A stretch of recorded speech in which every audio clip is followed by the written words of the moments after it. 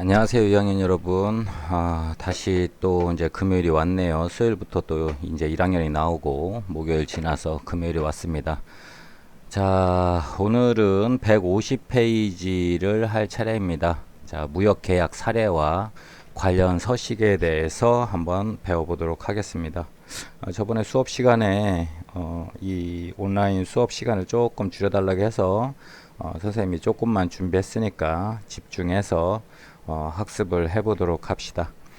자, 무역계약 사례와 관련 서식인데, 관련 서식에는 이제 크게 두 가지 정도로 이렇게 볼 수 있습니다.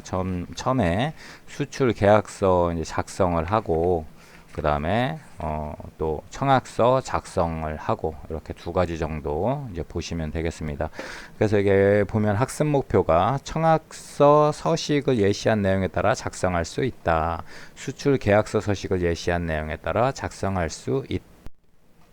자, 이제 첫 번째로 청약서를 작성하는 데 있어서 우리가 필요로 한 게 무엇인지, 거기 들어가는 내용은 무엇인지 책의 151페이지를 보시면 나와 있습니다. 그래서 이런 항목들이 이제 청약서에 들어간다는 걸 알려주고 있는 겁니다.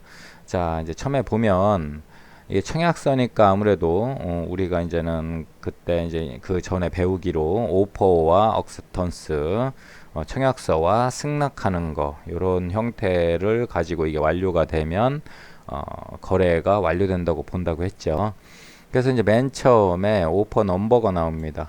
오퍼 넘버 그 책에 보면은 이제 이 청약서나 뭐 이런 수출 계약서 뭐 이런 것들은 무역이라는 것은 이제 외국에서 먼저 시작을 했기 때문에 이런 것들이 다 이렇게 영어로 돼 있죠. 우리가 영어를 별로 좋아하진 않지만 영어로 돼 있으니까 아무래도 이런 형식에 따라서 맞춰서 해야겠죠.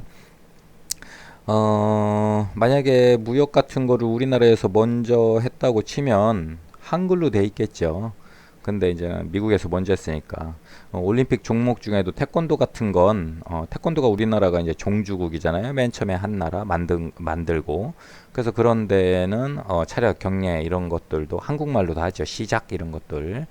그래서 이제 이 청약서의 무역 관련 서류는 외국에서 시작을 했기 때문에 일단 영어로 돼 있고 영어가 전 세계 공용어이기 때문에 이렇게 영어로 사용을 해야 모든 나라가 편하게 이제 사용을 할 수가 있겠죠. 자, 오퍼 넘버는 그 회사의 내부에서 관리하고 있는 번호를 입력하시면 됩니다.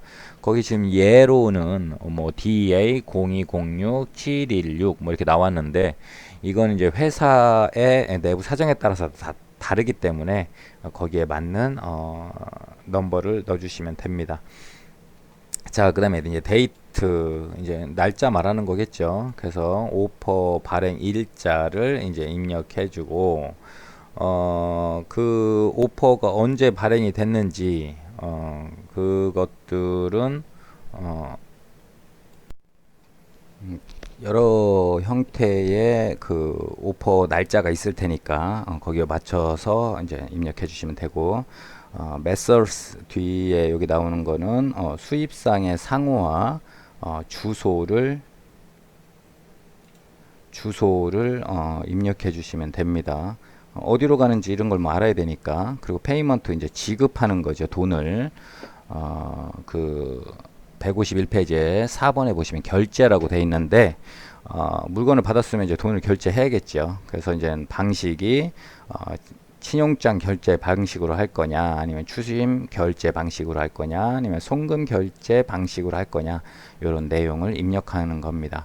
그리고 이제 인코 텀스 할 때 이 텀스가 있죠. 텀스 오브 프라이스라고 돼 있는데 이제 여기에는 가격 조건 그리고 항구나 공항 을 입력하시면 이제 되는 겁니다. 그리고 shipment라고 나오는데 이건 배에 관련된 거죠. 그래서 선적 일자 그리고 발송 일자 이런 것들을 입력하시면 되겠습니다. 그리고 이제 우리가 공항을 에어포트라고 하죠. 여기에는 이제 배를 타고 가기 때문에 shipment port라고 되어 있어요. 그래서 선적 항이나 그 출발 공항 같은 거 물건을 싣고 가는 그 부분을 입력하시면 되겠습니다. 그 이외에도 그 이제는 151페이지에 보시면 쉬먼트 다음에 목적지 destination, 그리고 뭐 오리진 원산지, 뭐 유효기간, 비고, 품목 분류 번호, 그리고 나중에 맨 마지막에 사인해서 서명까지 이런 형태를 보이고 있습니다.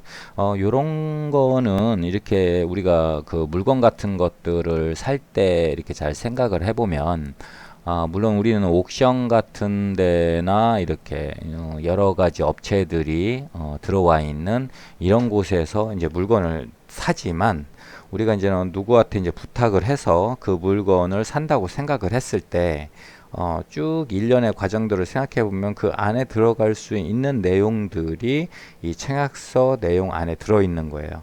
그래서 예를 들어 보면 우리가 어떤 물건을 사는데 이제는 우리는 뭐 개인이 사니까 뭘 샀는지 뭐 이렇게 번호를 매기진 않지만, 그 회사 입장에서는 그냥 우리가 물건 사듯이 이렇게 살 수는 없잖아요. 그러니까 번호를 부여해주고, 그리고 며칠 날 내가 그걸 샀는지, 우리는 이제는 물건을 사고 7일 이내에 물건이 이상이 있으면 교환을 받고 뭐 이러면 되지만, 그거는 우리가 액수가 얼마 안 하니까 그렇게 하는 거고, 액수가 엄청 비싸지는 경우에는 그걸 언제 샀는지 금방금방 찾아야 되잖아요. 그쵸?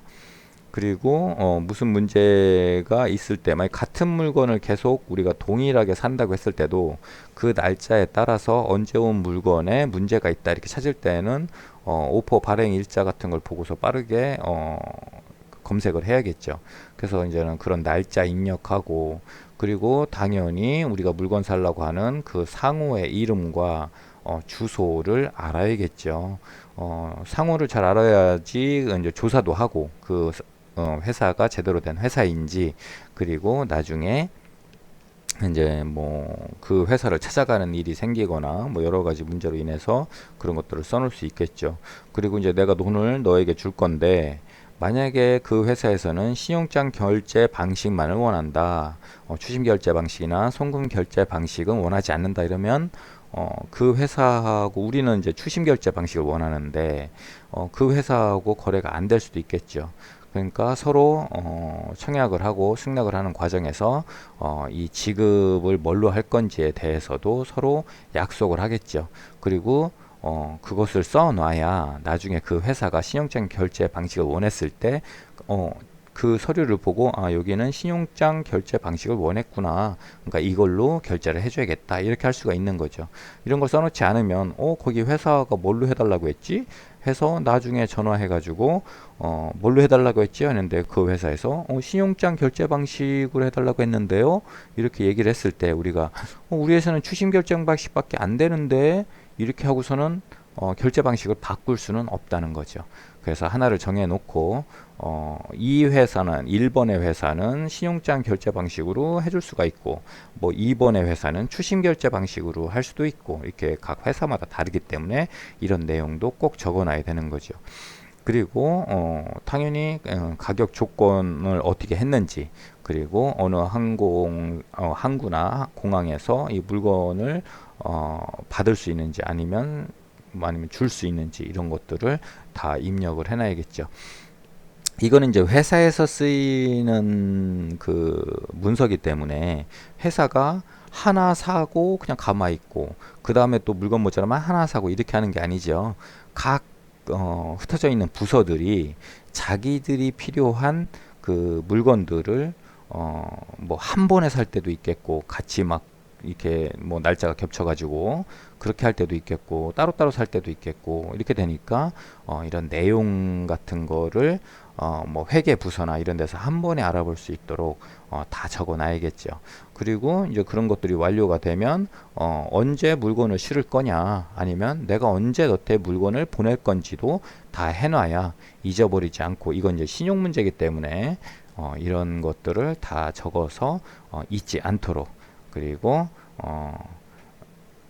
출발하는 공항이나 물건을 실을 수 있는 선적항, 같은 거를 다 적어 놓고, 그 다음에 어디로 갈 건지, 목적지, 그리고 이 물건의 원산지는 어딘지. 우리가 뭐 한국에서 물건을 산다고 해서 다 한국 건 아니죠.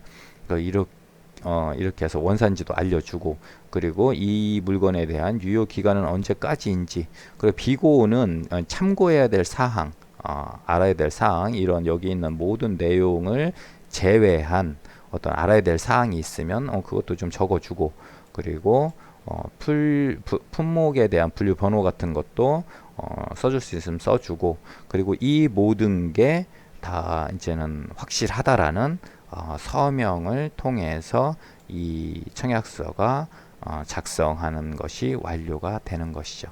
그러니까 이런 형태를 자기 거래에 비추어서 한번 생각을 해보면 훨씬 생각하기가 쉬울 겁니다. 자, 오늘은 학생들의 요구에 따라서 10분 살짝 넘는 시간 동안만 했어요. 자, 오늘도